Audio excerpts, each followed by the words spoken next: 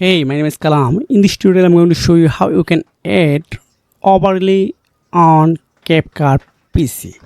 So, without any time wastage, let's jump to video. First, I open CapCut software on my PC. Then I import an video.